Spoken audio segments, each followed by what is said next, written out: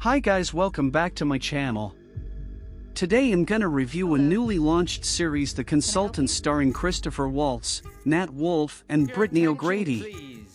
The series is Amazon Prime launch and has a rating of 6.7 on imdb and a score of 73% on Rotten Tomatoes. Before heading towards the review, please like and subscribe to my channel so we can bring more exciting reviews for you in the future. The Consultant is a light-hearted gimmick on Amazon Prime Video, is set around a crucial period in a tech company when new, competent management replaces the bright but callow founder. It burns through much of its dark comic capital before its 8 episodes are up.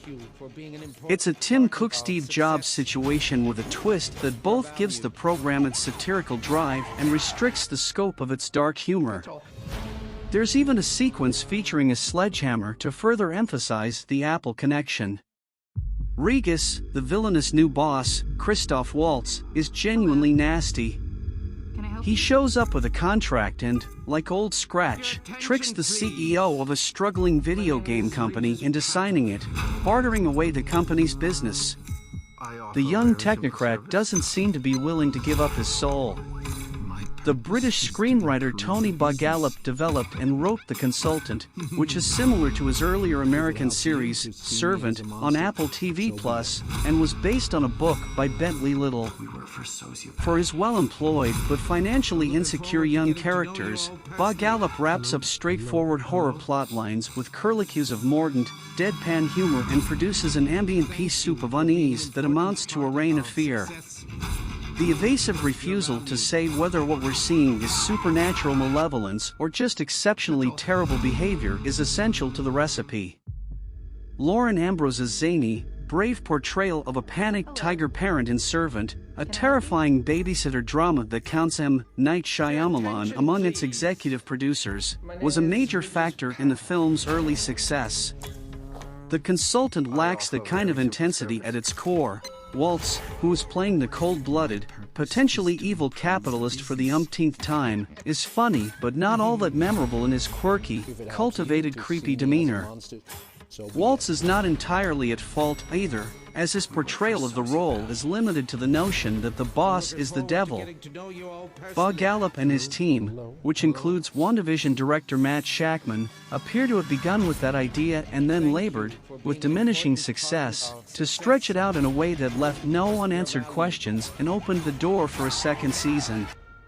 Though frequently smart in its details, computer sector satire is chip-thin. Regis, who has no knowledge of either the product or the business, treats the workplace like a jungle and pits the employees against one another like participants in one of the company's games. Compware's nearly totally faceless personnel is uniformly sluggish and feckless. He is the true chaos agent in a field that takes pleasure in being unusual. Yet he's also an unrepentant Luddite, or perhaps simply an old soul. He carefully sharpens a lengthy row of pencils by hand and calls a phone your hand device. The pencils are a suggestive blood-red color, just as the stairs leading to Regis' office. Except from Waltz, only few performers have significant parts. His main co-stars are Craig, a programmer, and Elaine, an executive assistant, played by Brittany O'Grady, White Lotus, and Nat Wolff, The Stand. They are the only employees that make an effort to follow through on their fears about Regis, whose goals seem to go beyond Compware in obscene and possibly cataclysmic ways. The majority of the show's plot and an appearance of thematic intricacy come from their examination of him. Elaine is a devoted corporate soldier who works to restrain Regis's more vicious tendencies while vying for a better position, and Craig is a brilliant but slothful manchild who despises any form of authority that would jeopardize his good times.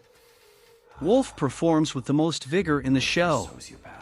The two's capacity to cooperate for a greater good puts Regis's theories about human nature to the test. Parts of Bogalop's suggestions pay off. Regis's tone-deaf determination to upholding his agreement with the Compware creator has amusing effects, and there is enjoyment in the arch, offhand manner in which Waltz conveys the old-world oddity of his character.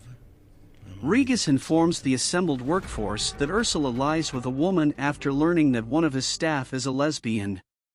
Yet, Baskalop's attempt to combine Silicon Valley and The Devil's Advocate falls flat because he didn't make enough of an investment in the dramatic framework.